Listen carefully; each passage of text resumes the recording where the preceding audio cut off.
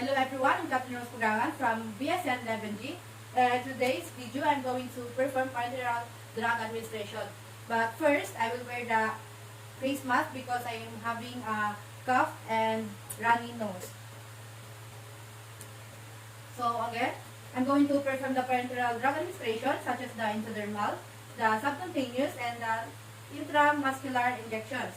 So this demonstration is a medication that enters the body by injection through the tissue and the circulatory system. First, we go to the parenteral medication, which is the intradermal. So first, check the doctor's order on the patient's chart to ensure the medication of the client. So next, prior to conduct the procedure, first thing to do is to check the doctor's order on the patient medication administration record. Next is perform the hand hygiene and observe the appropriate infection prevention procedures to protect myself from infection and spread of microorganisms.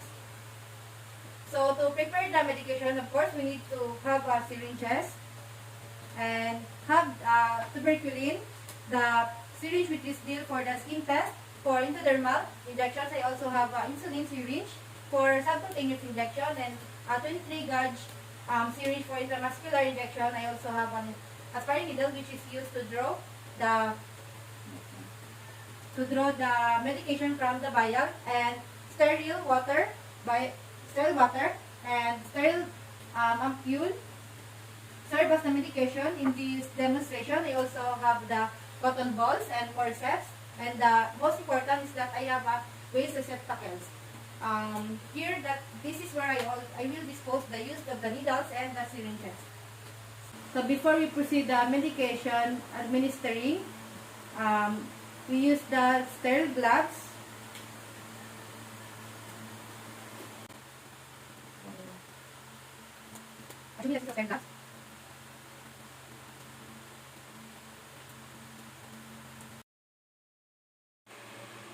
So to prepare the medication in an intradermal injection, first thing to do is that we need to open the tuberculin syringe. Then, open the sterile package, only touch the barrel.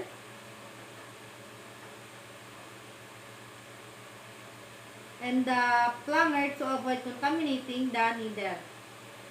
Also have to open the package of the vial package device.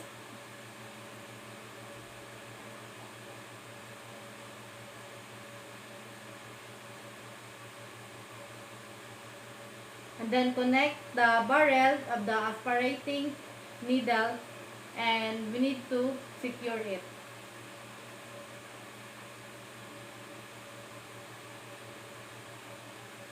I set aside.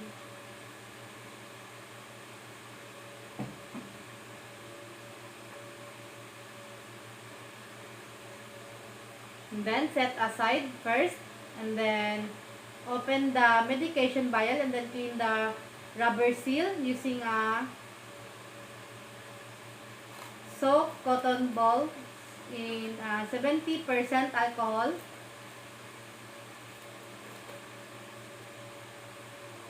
Then take the syringe and uncuff the syringe, and then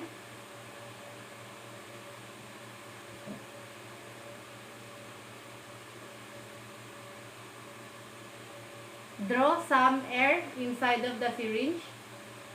After that, inject the air into the vial, invert the vial, and then draw the exact amount of medication needed. Now, if ever this is the air bubble trapped inside the syringe, we can tap the barrel.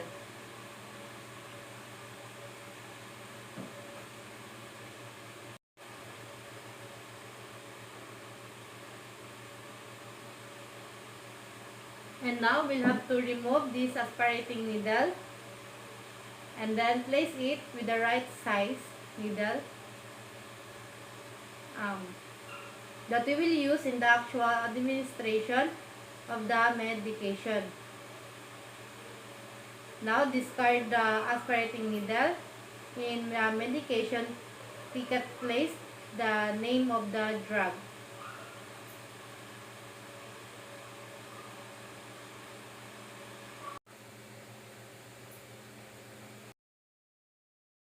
and the dosage so that we can forget. Good day, I am Catherine Rose Pagraman, your student nurse for today. May I see your wristband? Please state your complete name and birthday, please. Okay. Next. And how would you like me to call you, ma'am? Okay, Trisha, do you have any concern and clarification? Okay, Trisha, if you have some questions and concerns, don't hesitate to raise it, okay? So, by the way, ma'am, Trisha, the procedure that I will be doing is that I am going to administer the medication through intradermal injection. So, I'm going to administer the medication using the injection and impale it through your hands, okay? Next. The reminder is apply clean gloves to reduce the risk exposure to the microorganism and other infections. Arrange the medication card on hypodermic tray with a corresponding drug so that we can prevent the confusions later on. Okay.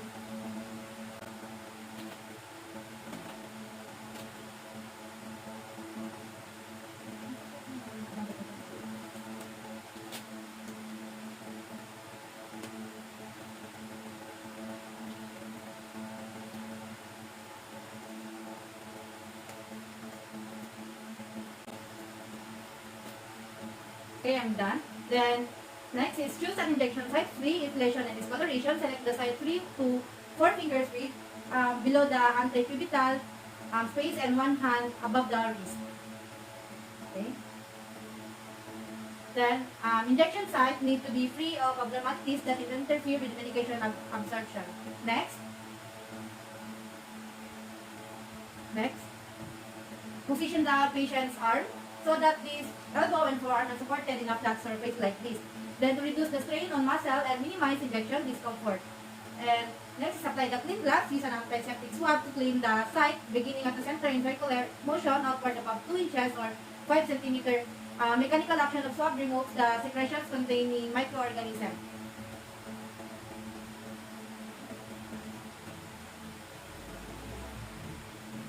Okay, discard.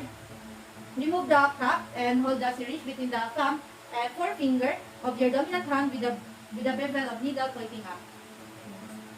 To preventing the needle from the touching side of the prevent contamination.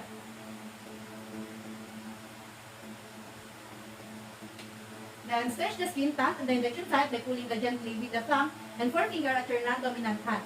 Needle pierces type more skin easily.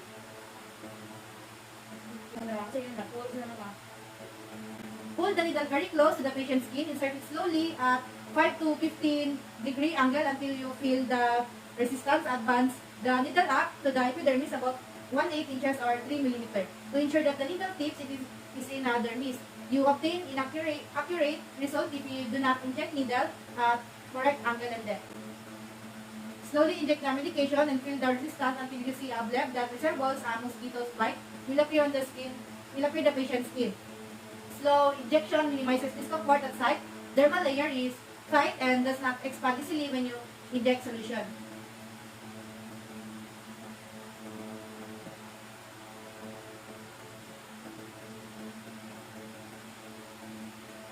Then,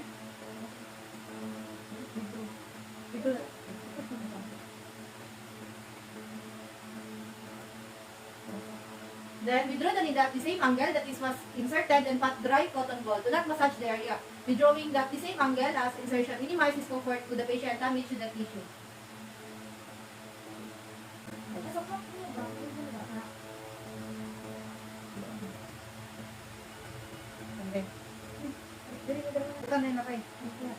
Then discard.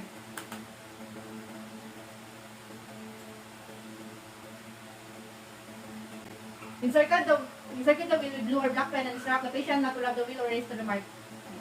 So that the patient will know that in the area is not allowed to rub or raise. Okay, Trisha, please don't erase this in the mark, okay?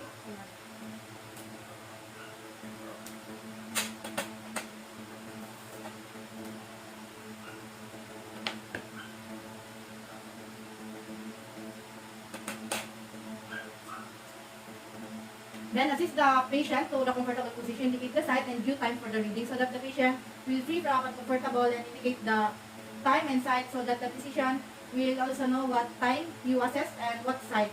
Okay, ma'am, you can relax and go back there. Don't pick up the used needle, discard needle and syringe to appropriate receptacle, wash hands, and document the procedure. Interpret the result after 30 minutes. Used needles are to be placed in sharps, disposal containers without the recapping. Also, we need to dispose it properly to avoid injure people and spread infection that cause serious health condition. So, I'm done with discard the needle into the waste bin. Then, so, okay, Trisha, do you feel any pain in your hand or any redness? Okay, it means you don't have any allergy and it's all good. Okay, next. Next, in subcutaneous injection, repeat the procedure from step 1 to 4.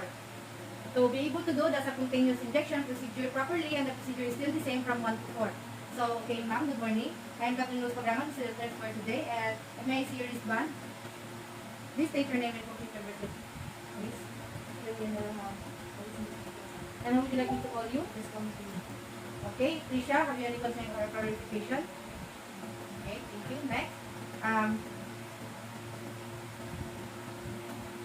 Okay, Trisha, if you have any question and concern, don't hesitate to raise, okay? Next, so by the way, the procedure that I will be doing is that I am going to administer the medication through subcutaneous injection. So I'm going to administering the medication using injection and through your hands, okay? First, perform the hand hygiene and observe appropriate infection prevention procedures to protect myself and infection and spread of microorganisms. Next is apply the clean gloves to reduce the risk exposure to the microorganism and other infections.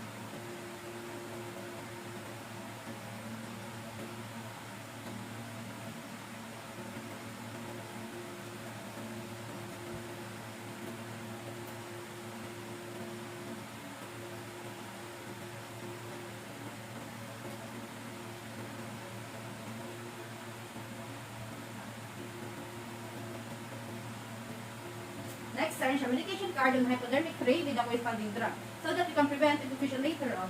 Then next, discuss with the patient on the purpose of each medication, its action and possible, the adverse effect allows patient to ask the question and find out the last injection was given.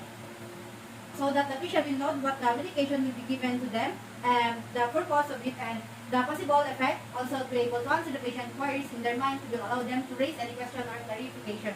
Next is determine which site you will use. Shift patient bed linen to expose only the potential injection site. Inspect the area for bruising, inflammation, and edema.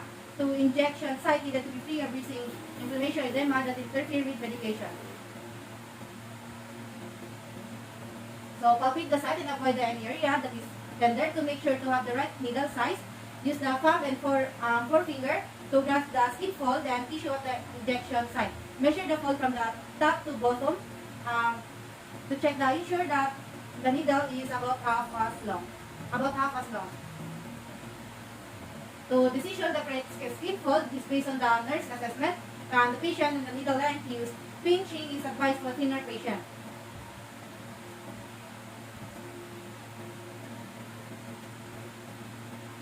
Okay, place the patient in a comfortable position and ask the patient to relax area you are about to inject.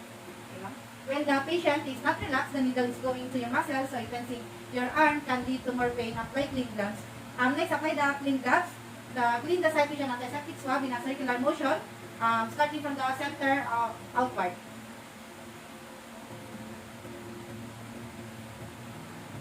Discard. The pathogen from the skin can be forced into the tissue by the needle, allowing the skin to dry prevent losing alcohol into the tissue, which can be irritating and uncomfortable. Next, remove the needle cap.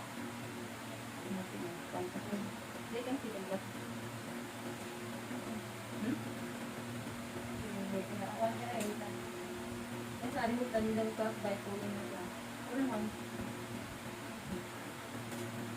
So, next, remove the needle cap by pulling it straight. Hold the syringe between the thumb and forefinger of your dominant hand as you're holding dart. This decreases accidental needle stick injury. Insert the needle quickly and firmly at 45 to 90 degree angle. Release the pin skin. Rest your dominant hand to the patient. Insert it quickly cause less pain to the patient. Subcutaneous tissue is an abundant in well-nourished, well-dehydrated people. For patients with subcutaneous tissue, it is best to insert the needle at 45 angle. So,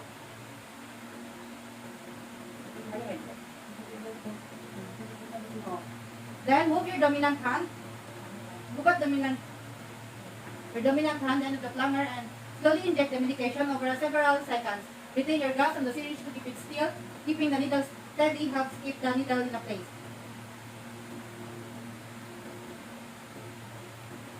Then, quickly withdraw the needle.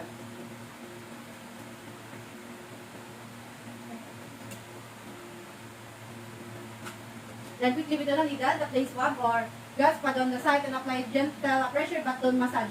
Withdrawing at the same angle prevents tissue damage and increased pain. At the injection site, massage is not necessary and can damage underlying tissue.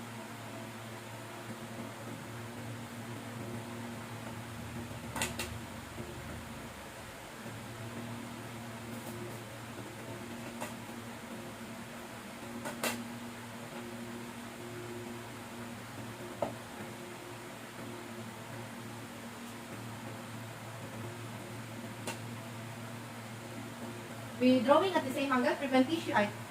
Next, place patient in a comfortable position and document the procedure, record the time and amount of the drugs on medication. Timely documentation ensure that the patient's safety so that the physician also knows through the records what time, amount of the drug you administered.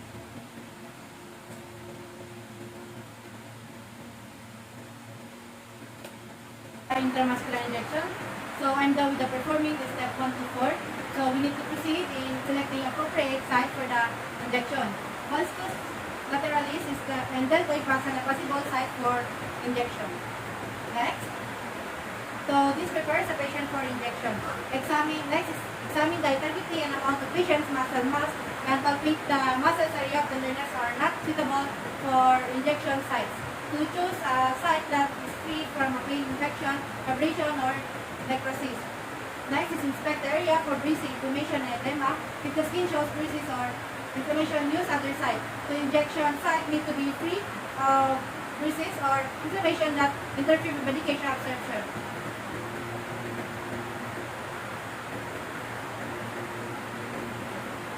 So help the patient find the comfortable position that will accommodate the injection site you've chosen. Expose only the portion of the body.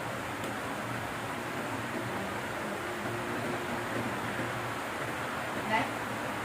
So that the patient will be comfortable while doing the assessment and some body parts are needed to be confidential. Okay, ma'am, are you comfortable? Okay, I will inject this.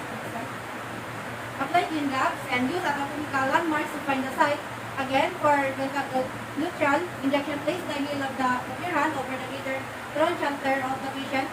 Patient seat with the wrist almost perpendicular to the femur. Point the thumb towards the patient's groin. Point the index finger to the anterior superior iliac. Spine extend the middle finger back along the iliac, wrist toward the buttocks. The index finger, middle finger, and the iliac crest form a V-shaped triangle. The injection site is the center of the triangle. Sa site involves the gluteus medius and minus. Muscles is the safest injection site for the adult and the children. The site provides the greatest thickness of gluteal muscles free from penetrating nerves and blood vessel and has a thin layer of fat. Next, disinfection the injection site in the circular pattern from the inner counter for about 2 inches.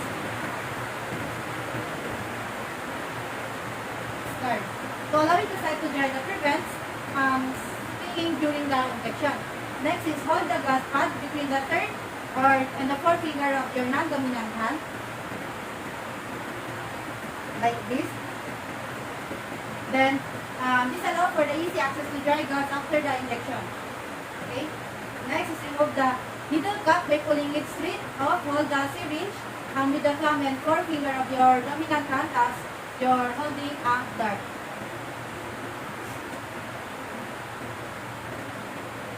Then, this prevents the needle from the touching side of the cup and prevent the contamination. Next is place the ulnar side of your non-dominant hand just below the injection site and pull the patient's skin laterally about 1 to 1.5 inches. Hold the position until you inserted the needle. If the patient has a little muscle mass, that's the body of the muscle between your thumb and forefinger with your dominant hand. Quickly pierce the muscle at a 90-degree angle to the skin, continuing to pull the skin from your non-dominant hand. To insert the needle with a dart-like motion, movement of the needle used injected can cause additional discomfort for the patient.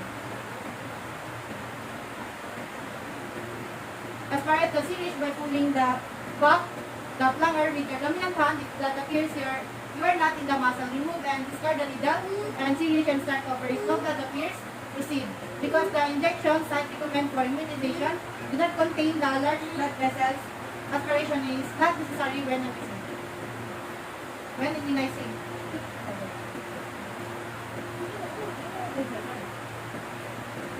Inject the medication slowly at the rate of 1 ml at 10 seconds. With 10 seconds and smoothly withdraw the needle.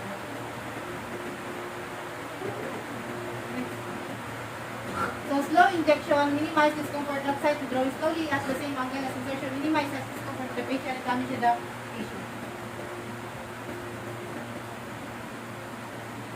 Then release the skin and place gas pad on the site. Apply the gentle don't massage the area covering the prevent infection and injection site. Massage is not necessary and can damage underlying tissue.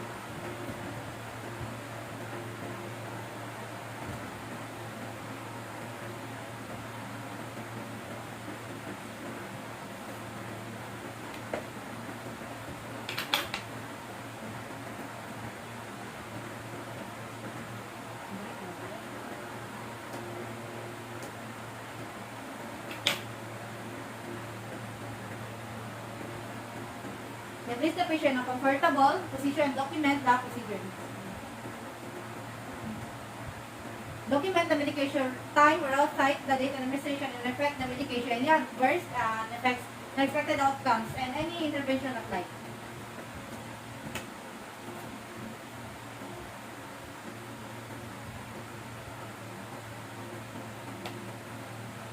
Okay, so we're done with the parenteral administering.